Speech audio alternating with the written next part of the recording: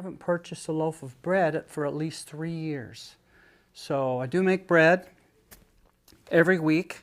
I not only make it for my own family and my own purposes, but I opened up a cottage bakery, remodeled my house in a bedroom downstairs that was my office, and built a bakery. So I have a bakery down there, and I've been open since October in my bakery, and I sell bread in a lot of places. Apple Creek, Amish Goods carries my bread, and also Premium Meats. You'll find some of my bread there, and I also sell it online on it's called Hot Plate, and so I sell it through social media, and people just come and pick it up.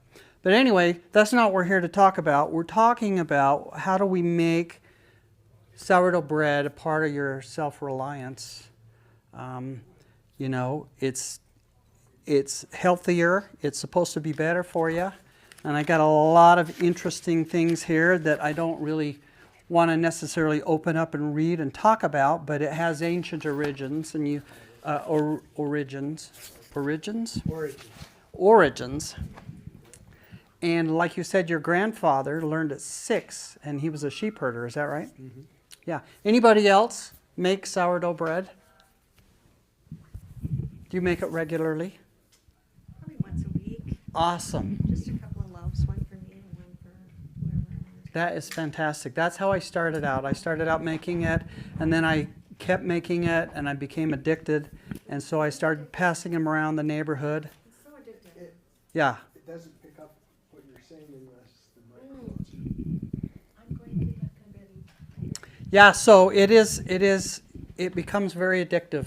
And I'm the kind of a person that if I get into something, I tend to go a little bit overboard. So I really like sourdough bread, and I bake. Well, when I was a teenager, my mom had me bake the bread once a week for our family. nice. And we did whole wheat bread. Mm-hmm. So I learned how to do traditional yeast bread instead of sourdough. Mm-hmm. My granddad did sourdough bread like we talked about, but I'm really curious. I've never really mastered the sourdough side of things, but Great. we always have homemade bread. Great. And that's what I tend to eat instead of store-bought. Yeah. As well. Well, I have a suspicion that once you get a taste for sourdough bread and you start making it, that you'll be hooked. And I brought a couple of loaves here, and we have plenty of bread to go around, so we'll cut one of these up and you can try some of it before we're done. But initially I passed out this little flyer, both sides. Yeah, oh yeah. Somebody stole mine when I got in the gym. Oh, there you go. So one is how do you create a sourdough starter, and it's just really easy to do. And it's basically flour and water, and there's a little process to create your own starter. I got my starter from my son, who is an influencer, and he got me into this thing in the first place. And so I kept it, and I keep it alive, and I've probably got 3 sourdough starters. You know, one with rye and one with whole wheat, and then just one with 100% hydration of bread flour. And while we're talking about flour, just a quick note. Some people grind their own flour, and that's wonderful if you can do that, and if you have a grinder. I use 100% organic flours, and I get them from a place called Central Milling in Logan, actually. And they have their mill is in Collinston. And so I just pick my flour straight up from them, 50-pound bags, and I know that they sell smaller bags and stuff like that as well. Another good flour is the King Arthur brand bread flour. It's really good. Or any good all-purpose unbleached flour is going to work as well. So just a note on that. So origins we talked about, 1500 BC. So it's been around a long time. And it's been around through ancient Greece and Rome and the Middle Ages. In the 1840s, San Francisco gold rush, people started making it there. And you've probably all heard about San Francisco sourdough because it became popular there. And I even bought some starter from somebody in San Francisco, so I have some of that. It's hydrated, so I can just make it up anytime. And so, a couple of things. One, I'll just show you really quick. I fed this, it's been shaken up a little bit. So I fed this morning, and it's growing up here. It's about ready to... So the band is where it was. The band is where it was, and that's where it has grown to. And so when it's really bubbly and like that, it's ready to bake. And so you whatever the recipe calls for, you can put it in there. Now, one of the things too I've noticed is that it says when you're creating your sourdough starter is that put the lid on a little bit loosely. And you can see this is one of the reasons why you would want to do it loosely, because I have some bigger containers that I've done sourdough in, and they have occasionally blown the tops off and gone everywhere. So that's when I'm making a large batch of bread. So I noticed the one has a wooden top. Is that a preferred? Well, no, not. It doesn't really matter. You could put one of these on. What it really means is that I wouldn't. They say you can even put a damp cloth or something on there, but there's a part of the process, and I didn't really bring a bowl. So once I've mixed this, what I'm going to do with this is I'm going to measure it out on my scale. These are some of the tools that you would like, that you would want. So I measure everything by the gram. So I would measure it out probably like, if I'm following this recipe back here, I'm putting 200 grams of active starter. And what I would start out with is the warm water. I would just put the warm water in a bowl, and then I would put the starter in, measure the starter, and I would just stir that up so that the starter dissipates in the warm water. Is that how you do it? Uh-huh. And then I add the flour and stir it up. There's two schools. One is you can add the flour and the salt at the same time if you're making a small batch. Do you add the salt at the same I time? add the salt later. Okay, so I always add the salt later too, generally. And the reason for that is because it tends to inhibit the process a little bit, the yeast, the natural yeast a little bit. And That's so why you put it in later? that's why I put it in later. And so basically when I'm mixing up a batch, I'll mix it up and mix it up really good, and then I'll let it sit for about a half an hour. Then I put the salt in and a little bit more water, or just make sure your hands are wet, and you mix it in until it's thoroughly mixed. Then what you would do is you would take a cover of your bowl, put it on your bowl, and then every 30 minutes, for about 3 or 4 times, you stretch and fold it. Is that how you do it? Mm-hmm. So you could teach this class. No, mine's just mine's on a wing and a prayer. That's all. Well, it's all good, and so hopefully you'll give me some of your feedback. And so what happens after that is that once it's stretched and folded, you can feel the dough change, and it's got some strength to it. Then what I usually do is I let it rest on I separate it into loaves if I'm making 2 batches, into small round loaves. And I guess I could have shown that video, but I'm not. I'm going to just explain it. So I use a bench knife, and I just make it into a nice round, and I tuck the edges in so it's a nice round ball into loaves. So and I let them rest for about 30 minutes, 20 to 30 minutes uncovered, until they relax a little bit. Then what I do is I pick them up and I fold them into a nice little loaf, and then I put the seam side up. So I put the soft side down, the seam side up, and then I put this on it, and I just put it into the fridge anywhere from 8 to 12.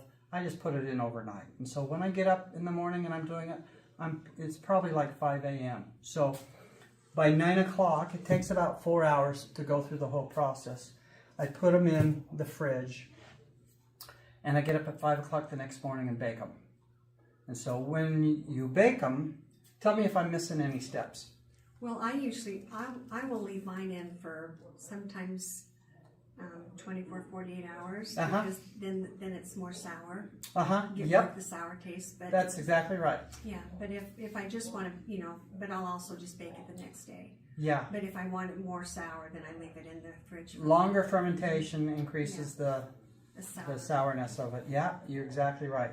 And so I actually, I taught a class about a month ago at Apple Creek, and I had some people from Idaho there, and she says that they left it in for 3 or 4 days. And so recently I left it in for like 36, almost 40 hours, and I tried it, and I really didn't get the oven spring that I wanted. That's why So it was too long for me. Okay. So overnight, overnight is where I usually go in order to make that makes sense. the loaves, especially if I have to sell the loaves, And so then you have a little oven spring, and you can see the crest on those. And what happens is that tell me do you cook them in a Dutch oven? I do. Okay, so a ceramic Dutch oven is a great way to do it. And so what I normally do is I put down a piece of parchment. Is that what you do? And then I have the little sleeve thing. Oh, you have the sleeve thing. Yeah. So I use a little bit of the parchment, and then I just turn it over like that. And a lot of people put flour or rice flour in here. I don't really do that because when it's cool, it just comes right out. Yeah. And then take your bread lame and make a nice little mark in it. I make some pine trees or some other stuff, some of this stuff on the side maybe. And then I put that in the oven. I've preheated the oven to 450. What do you? I preheat my Dutch oven in the oven at 450. Yep. And then bake it for 30 minutes and then take the lid off. Yep. 15 minutes more. So that's pretty close. My ear never looks like yours. So this is pretty close. So what I do is I scar it, I put it in the Dutch oven, and sometimes I'll put a few little ice cubes underneath the parchment for a little extra steam if I need to. And then I put the lid on and I bake it for 20 minutes. For 20 minutes. Okay. 20 minutes. Okay. Then I take the lid off and I bake it for 15 to 20 more. Now, the oven that I bake in with my Dutch oven is a convection oven. Okay. So I set it at 450 and it steps it down a little bit, whatever, it's like 25 degrees or something like that.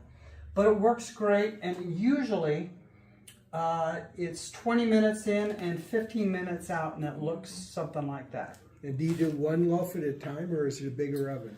So that's a good question. So if you have one Dutch oven, you're going to do one loaf at a time. I also have where I started out baking, I have 2 pizza stills, and they're thick, and I put them in there so I could bake like 4 or 6 at a time, depending upon how big the loaves were. And I could open bake them, and it's a steam oven, but at the same time I still have to underneath put a little tray of. I was going to say that's something that I do is I put a tray underneath there so the bottom doesn't get too brown. Yep, and I put a tray under there with some water so that it's steam. And after the 20 minutes though, I'll take that out. So I'll let the steam go. I'll open the oven because that's when it needs to have time to brown a little bit. And also, you could make it a lot browner than this. And when it comes out, it's like you can hear the crackle and have the crunch in the crust, and it's wonderful, isn't it? Yes, it is. Yes, it is. And then I always wait about an hour or so to slice it, because if you slice it when it's really hot, it's sometimes a little, tends to be a little gooey. Yeah. So, kind of that in a nutshell. What questions? Anybody have any questions? Scoring. Did I miss anything? Oh, scoring? Scoring, yeah. Yeah. It's a crapshoot for me. Sometimes I get a nice ear like that. Yeah. And sometimes it's just. Yeah. So there's got to be a science to it. There is a process, and once you find the process, it's sometimes if you deviate a little bit, you're thinking. Occasionally, I experimented with another kind of a flour. A local company here, and I don't want to badmouth them or anything, but I experimented with them, and all of my loaves were flat. I'm thinking, I'm doing the same exact thing. I'm wondering why they're flat. So that's why I use central milling. It's so consistent. Okay. Yeah, it's called Artisan Baker's Craft Plus. And what it also has in it is 100% organic wheat flour, and it has a little bit of 100% organic barley flour in it. And it makes a great dough, and it makes a great loaf. And so this one here shows that you're doing a portion of whole wheat flour as well as bread flour. And I like to add a little bit of rye flour in there as well, because it's the dough is a little more sticky, but the flavor and the texture is amazing. So when you add just a little bit of rye to it. Now, when you say rye, it's the whole grain rye?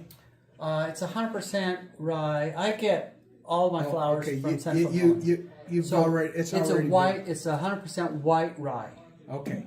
Now, if you want to make a pumpernickel bread, which I don't know, maybe that's a squirrel over here, but I use a dark rye with some molasses and some cocoa, and it's an amazing loaf of bread.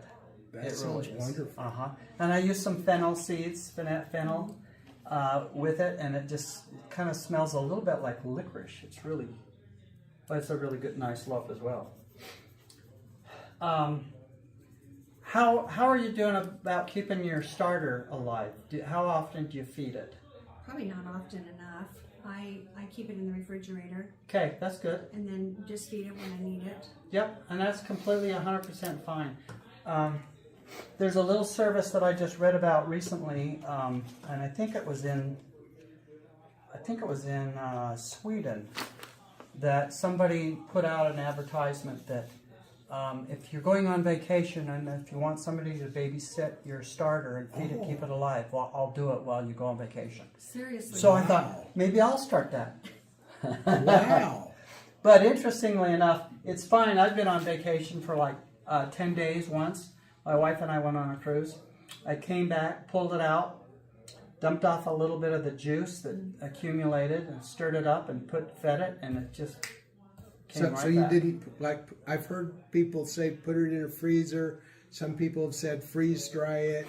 You know, the funny thing is I go to my daughter's, and she's in Washington State, and every time I go there, I take starter, and then she puts it in the freezer. And when I go back to try to reconstitute that, it takes forever, and sometimes it doesn't come back in the freezer. So I don't feel like the freezer is the best way to do it.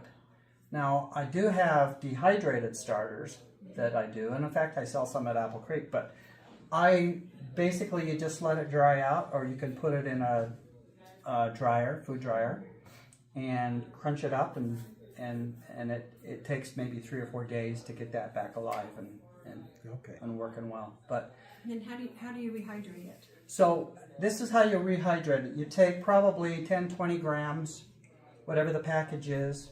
You add 50 grams of water and 50 grams of flour. Stir it up after equal parts, water and flour. So that's the other thing. Let's talk about a little bit of a ratio. When you're written stuff, you're saying grams. Yes. And I'm just realizing that I usually, the traditional way I learned how to do it is by cups. Yeah. But I realized just the other day that grams are a lot more accurate. They are accurate. And so I've been starting to measure some food by grams. And if you don't know if you have a recipe with cups and spoons and teaspoons and tablespoons, you could probably put that into Chat GPT and they'll tell you how many grams it is. But I always use grams because that's very accurate. And so for example, if I'm going to feed this starter, I would discard probably a lot of that. And I save my discard because I make pancakes and waffles and crackers. and all kinds of things with, and even cinnamon rolls you can make with discard, and cookies. Oh, snickerdoodle cookies are amazing. They're amazing. And banana bread. Oh, banana bread. With discard. Yes. So good. All of that stuff is amazing. And so what I would normally do is take about 20% starter, 100% water, and 100% flour, whatever the numbers are. So say 20 grams, and then 100 grams of water and 100 grams of flour. So your water and flour have to be equal amounts, 100%. By weight. And so I even, for example, in a big, when I'm mixing a batch to leave overnight, I will start with such a little amount, and I'll put a lot of water in, and I'll put a lot of flour in. And by the time I get up in the morning and ready to make dough, it's like coming out of the top practically.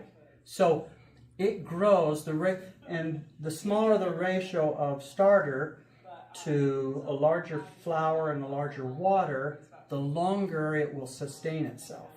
So for example, if you put 100 of this, 100 water, and 100 flour, it'll come up really fast, but it'll also go down very fast.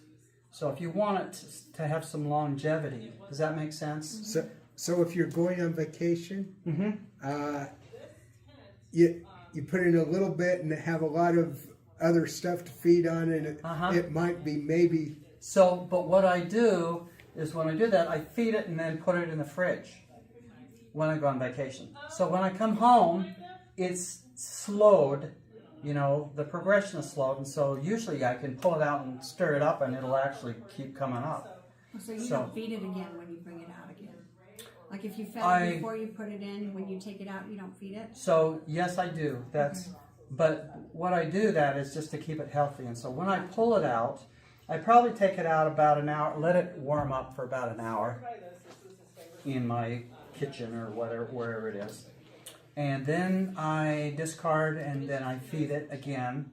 And then when I feed it now, this time I'm ready to make some dough. So you discard before you feed it? Yes. Okay. Do you ever put honey in it? I do. Speed it up? So not in my starter. But I put honey in bread. Like I have a sandwich loaf that I do that's amazing, that I put honey in it and some olive oil and some, it's just, it really is amazing. I'll It's sometimes very put soft. put a little bit of honey in my starter if I want it to. That's interesting. rise up. Yeah, I haven't ever tried that. Anyway, a couple of other things. Let me see. There are, I guess we're out of our time, aren't we? Was it a half hour? Or so. Okay, so Shane will follow you. okay. Either way. So, any questions about feeding your starter, maintaining your starter, stretch and fold, using a bread lane to scar your loaf, the baking process? Does scarring your loaf help the bread or just the appearance? So that's the edge is supposed to be higher than this, and so for example, you can tell by the proof. If this is higher than this, then it was underproofed and then it overperformed in the oven. So if this is higher, this is what you want. You want this part to be higher, because then when you cut it, the crumb will be full of air, but it will be more even, more. Okay. So that helps judge. So that helps, and so that's the other thing about getting it right. It's hard to tell when it's ready to bake, and so I don't know if you do this or not, but when I pull a loaf out, and before I put it in my ceramic Dutch oven, I'll kind of push my finger in it. Okay. And so if it goes in and stays in, then it's overproofed. Okay. If it goes in and comes right back, then it's not ready. But if it goes in a little bit and comes back a little bit, but there's sliding, then it's perfect time to bake it. Okay. So that's how I kind of gauge. Do you still bake it if it's overproofed? I make focaccia. Or do you make focaccia? Yeah. What's focaccia? Focaccia is overproofed sourdough. With lots of olive oil. And you put it in a pan like this, and you poke some holes, and you put olive oil, and you put rosemary, or you put fruit, or all kinds of things in there, and you bake it like a focaccia, and it's like a bread, but it's beautiful. It's so good. Really You should try it. delicious. Yeah. Okay. So, yes, but I have baked it before, and the loaves turn out flat. Flat, like And so one time too, it's funny because you say that is because I get them all laid out on a table, and then I take this thing and I make these little marks on the side.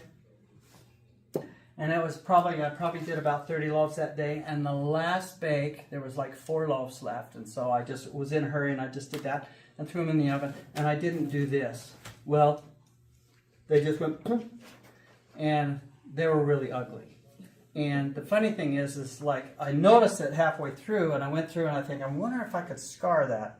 And I scar, no, you can't do it. It's too late. You have to scar it right at first. Okay. Any questions?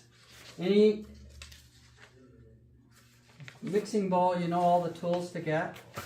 What tools So do you use? here's the tool. I love this tool because for a year or so I just mixed everything with my hand, and it's all sticky, and I'd have to go like this every time. And I don't know if that's what you do, but No, when I'm I bought mixing one of my yours. starter, I'm going to use this, and this works really well. And I also use this to scrape down the sides and stir it up. So if it's like here, you know, I'll scrape the side, and even that I'll just stir it up like that. And then I always have a helper to scrape it off so I get every last drop in there. Okay, so what do you do with your water that you wash things in? Because So I hear conflicting things that it's really bad for your pipes. so I had my son, who's a plumber, install a garbage disposal. Okay. And so I try to put all of my discard and yucky stuff in a bin that's right into my kitchen, right next to my oven. Okay. And then when I'm washing off my tools, I'll just turn on the disposal, and I haven't had any trouble with it. Okay, that's what I do too. Run really hot water. Yep. Okay, because I hear conflicting stories of people that. Yeah, I dump see it people outside posting videos all the time. Oh, my pipes are clogged. Well, Yeah, you don't just wash that stuff down because it turns into concrete. it does. Yeah. Yeah, so Okay. that makes sense. Good to know. So a mixing bowl for mixing. You know, you need a good mixing bowl. I've got these tubs, the food grade tubs that I use, and they're fairly big, anywhere from 12 quarts to 22 quarts, and depending upon how much starter I'm going to use. And then I always mix in tubs, but you know, a good bowl, put this over the top of it. You can stretch and fold that perfectly. These are reusable. You use these? Uh-huh. You can get like 200 for $15 on Yeah, Amazon. exactly. Yeah, so that's perfect. They have these. They have these are the oval shapes, and then obviously they have rounds. And I basically use this for all of them. I don't really like the rounds that much because these loaves will fit better in my oven. I can bake more at the same time. Do you do the trick of like sometimes I'll freeze a loaf, take it out and thaw it, and then Yeah. I spritz it with water and Yes, put it back in the oven at perfect. 300 for like So 20 minutes. I'll- and it's okay. like fresh. It's I'll like usually fresh baked. I put it in the freezer. I wrap it. I put it in here, and then I wrap it in another bag, a freezer type bag, and pull it out. And I usually will thaw it for a little bit, and then I just push some cold water over it. Yeah. Put it on a rack inside my oven for 350 for about 15 minutes. It's almost Isn't that it's amazing? brand it's like new. Fresh It's Wow. bread delicious. I've never heard that one. Yeah. it's Thank like you. fresh Yeah, thank bread you for again. bringing that up. That's so That's awesome. wonderful. Spread. You freeze this as is, Yeah, I could freeze this just like this. and then you split, and then you wash with cold water. Uh-huh. Yeah, just rinse it with cold water. Don't soak it, but you know, just rinse it. And then put it right back in the oven at 350. I Preheat just the put it on oven. the rack. I don't even put it in. I the just pan. put it on Just right set on it the in rack. Yeah, And And- it's honestly like you just took it out of the oven. yeah, and it is So beautiful, crackly and everything. Uh-huh. Yep, beautiful. In fact, it's funny you say that because I have I have a lady at the title company where, because my other job is a real estate broker, so she buys 6 or 8 of these at the same time, and she freezes them, and that's what she does. Yeah, because it's like, yeah. Yeah. And you can leave it in the freezer for quite a long time. Oh, you can, yeah. As long as you, one, leave it in a good bag, and then I always put like, I use one of those turkey roasting bags To put it to put them in there. insulate it more. Or they have those freezer bags at Walmart, you know, where you put your frozen food in. If you happen to have some of those, you can put those around it as well, and those are good, pretty good. I also have some small bannetons. Because for with just me, a whole loaf isn't gonna. Yeah, very yeah. well. So I'll make smaller. Yeah, I have some small ones too, and I do those for Christmas time when I good do idea. little neighbor gifts. Good idea. Yeah, and then I put some of the Christmas jam that I get from the Amish store with those, and it's delightful. Yeah. Good to know. Anyway, so any other questions? A couple of books, just as a reference. This guy is his name is Maurizio, and he's from Albuquerque, New Mexico. That's where I actually used to live. Wish I'd have known him when I was there. This is a great book, has lots of recipes. One of the recipes I really love is sourdough English muffins. And that, once you've had a sourdough English muffin, you may not want the other one. So that's perfect. And this one is one of the old favorites, and it's got all kinds of wonderful dough. I've made one of these into like a sourdough pizza dough, and sourdough pizzas are amazing. But it walks you through stretch and folds and a bunch of stuff like that. So anybody's looking for a good reference book, The Perfect Loaf and Tartine Bread. Which one focuses more on the sourdough? They're both sourdough. They're both focused on sourdough. Both focused on sourdough. Yep. And I probably have 10 books that are sourdough books because I just love books. Anyway. But those are 2 exceptional books. I love them and I use them regularly. So, as well as making up my own recipes, which is a whole lot of fun. Any questions? Comments? Good job. Thanks. Thanks. Yeah, thank you. Thanks. Do you want to